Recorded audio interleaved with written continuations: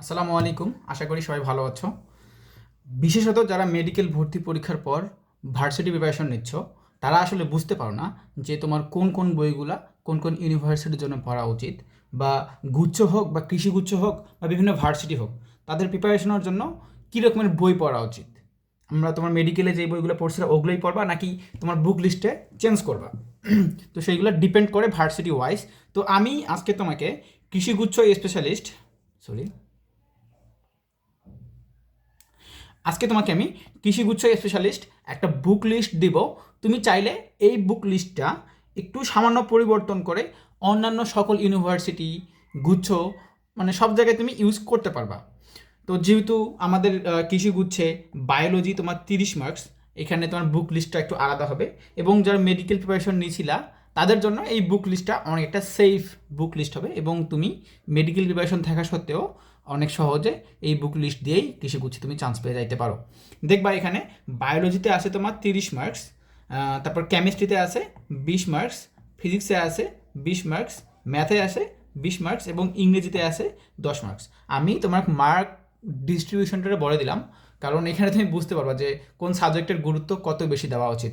দেখতে পারতেছো এখানে বায়োলজিতে 30 মার্কস আছে, অর্থাৎ বায়োলজিতে তুমি সব থেকে বেশি গুরুত্ব দিবা। এজন্যই বলা হয়ে থাকে যাদের মেডিকেল প্রিপারেশন ছিল তারা কিন্তু একটু মাত্র প্রেশার নিলেই, একটু ভালোভাবে পড়াশোনা করলেই তারা এগ্রিতে চান্স পেয়ে যায়। কারণ মেডিকেল প্রিপারেশনের সাথে এগ্রি প্রিপারেশনের অনেক বেশি মিল রয়েছে, শুধুমাত্র সেখানে ম্যাথ থাকে না এবং এগ্রিতে ম্যাথ আছে। তো এখন আসি তোমার কোন কোন বইগুলো থাকা দরকার, একদম তোমার থাকাই লাগবে। তার মধ্যে প্রথম যেটা হলো কোয়েশ্চেন ব্যাংক। অবশ্যই এটা হবে তোমার এগ্রি কোয়েশ্চেন ব্যাংক হতে হবে, এবং এই এগ্রি কোয়েশ্চেন ব্যাংক থেকে তুমি বুঝতে পারবা যে আসলে তোমার প্রিপারেশনটা কোন আঙ্গিকে নেওয়া উচিত, তোমার কোন কোন জিনিসগুলো পড়া উচিত এবং কোন কোনগুলো বাদ দেওয়া উচিত। তো আমি তোমাকে এখানে একটা কোশ্চেন ব্যাংক সাজেস্ট করব, সেটা হলো তোমার নেটওয়ার্ক কোশ্চেন ব্যাংক। কৃষিগুচ্ছের জন্য যাবত যতগুলো কোশ্চেন ব্যাংক ছিল বা আছে, তার মধ্যে আমার নেটওয়ার্ক কোশ্চেন ব্যাংকটা সব থেকে বেশি ভালো লাগছে। আমি এখানে প্রচারণার কাজ করতেছি না, তোমাদের যেটাতে ভালো হয় আমি সেটাই তোমাদেরকে বলতেছি, যেন তোমরা তোমাদের পড়াশোনা করে এবং বেস্ট জিনিসটা তোমাদের হাতে থাকে এবং তোমরা সুন্দরভাবে প্রিপারেশনটা নিতে পারো। তো নেটওয়ার্ক কোশ্চেন ব্যাংক তুমি নিতে পারো, এবং নেটওয়ার্ক কোশ্চেন ব্যাংক পড়ার অনেক ধাপ আছে, সেগুলো আমার পরবর্তী ভিডিওতে আমি তোমাদের সাথে আলোচনা করব। তার পরবর্তীতে বায়োলজি, যেহেতু বায়োলজিতে আমাদের আছে কত মার্কস, 30 মার্কস। বায়োলজিতে তুমি যখন মেডিকেল প্রিপারেশন নিয়েছিলা তখন কিন্তু তুমি ধরো যে বিভিন্ন রাইটারের বই পড়তা, কিন্তু তোমার কৃষিগুচ্ছের প্রিপারেশনের জন্য তোমার বায়োলজিতে হাসান স্যারের ফার্স্ট পেপার এবং আজমল স্যারের সেকেন্ড পেপার, এই দুইটা বইয়ের উপরে কোনো বই নাই। টিচাররা এই দুইটা বই থেকে একদম হুবহু কোয়েশ্চেন করে, এই একদম হুবহু কোয়েশ্চেন, একদম লাইন থেকে কোয়েশ্চেন তুমি ফার্স্ট পেপার এবং সেকেন্ড পেপার হাসান স্যার এবং আজমল স্যারের বই থেকে পেয়ে যাবা। তো এখানে টেনশন করার কিছু নাই। তুমি এই দুইটা ছাড়ের বইয়ের যে ইম্পর্টেন্ট লাইনগুলো আছে, দাগানো লাইনগুলো আছে, ওগুলাই ঠাড়া মুখস্থ করে যাবা, একদম ভালোভাবে পড়বা, দেখবা তুমি একদম লাইন বাই লাইন কমন পেয়ে গেছো। তারপর আসি কেমিস্ট্রি। কেমিস্ট্রির জন্য হাজারি ও নাগ স্যারের বই, এই স্যারের বইতেই ধরো যে আমাদের অনেকগুলো ইনফরমেশন আছে, হিউজ তথ্য আছে। ফার্স্ট পেপার ও সেকেন্ড পেপারে অনেক তথ্য আছে, এবং তুমি যদি এখান থেকে পড়ো, হাজারি ও নাগ স্যারের বই পড়ো, তুমি একদম ধরো যে লাইন বাই লাইন কমন পেয়ে যাবা, এটা নিয়ে কোনো সংশয় রাখার দরকার নাই। তারপর আসি ফিজিক্সের ক্ষেত্রে। আমরা একাডেমিকে থাকা অবস্থায় ফিজিক্সের অনেকেই ইসাক স্যারের বই পড়ছি, আবার অনেকেই তপন স্যারের বই পড়ছি। যেহেতু তোমার ফিজিক্সে তোমার ধরো যে ম্যাথমেটিক্যাল টার্ম বেশি, আবার সূত্রের একটা জিনিস আছে, তো সব স্যারের বইয়েই কিন্তু সূত্র সেম।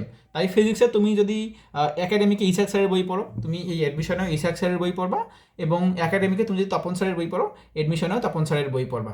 কিন্তু এক্ষেত্রে তুমি ধরো যে যে তোমার অনুশীলনের শেষের যে কোয়েশ্চেনগুলো আছে, অনুশীলনের শেষের কোয়েশ্চেনগুলো সেগুলো তুমি বিভিন্ন স্যারের বইয়ের সাথে মিলে পড়তে পারো।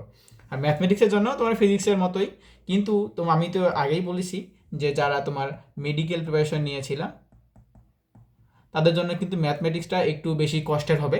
হ্যাঁ, তো অনেকের পক্ষেই হয়তো বা তোমার বই, তোমার একাডেমিক বইগুলো পড়া সম্ভব হবে না। তো ভাই আমিও পড়ি নাই, যেটা সত্য কথা, আমি একাডেমিক বই তেমন পড়ি নাই।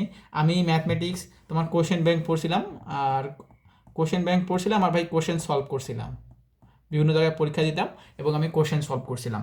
তো এইভাবেই মূলত আমার কৃষিগুচ্ছে চান্স পাওয়া। এবং ম্যাথমেটিক্সে তুমি, তোমার যদি ম্যাথমেটিক্সে অনেক ভালো প্রিপারেশন নিতে চাও, সেক্ষেত্রে তুমি একাডেমিকে যেই বুকটা পড়ছিলা, যেই বইটা পড়ছিলা, তুমি সেইটাই পড়বা, এবং আবার কৃষিগুচ্ছর জন্য যে কোয়েশ্চেন ব্যাংক আছে সেইখান থেকে তুমি টাইপ ধরে ধরে ম্যাথ করবা, এনাফ। তারপর আসি ইংরেজির ক্ষেত্রে। ইংরেজির ক্ষেত্রে তোমাকে অবশ্যই অবশ্যই কোয়েশ্চেন ব্যাংক আগে অবশ্যই ফলো করতে হবে। তারপর আসি medical admission test question bank. আমি medical admission test question bank কেন বলেছি ভাইয়া জানো? এইখানে তোমার এইটার মধ্যেই অন্তর্গত আছে তোমার বিসিএস, তারপর যে প্রিভিয়াস ইয়ারের কোয়েশ্চেনগুলো,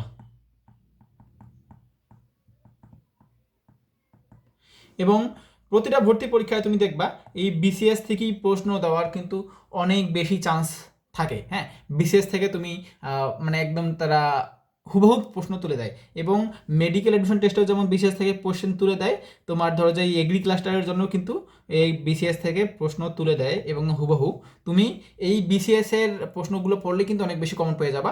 সাথে যদি তোমার মেডিকেল অ্যাডমিশন টেস্ট এবং প্রিভিয়াস ইয়ারের কোশ্চেন ব্যাংকের প্রশ্ন পড়া থাকে এবং তুমি যদি সেই থিমগুলা যে রুলসগুলো আছে সেগুলো ভালোভাবে বুঝতে পারো, তোমার কিন্তু ইংরেজিতে ভালো একটা মার্কস তোলা সম্ভব। সেটা অবশ্যই 8-এর থেকে বেশি হবে।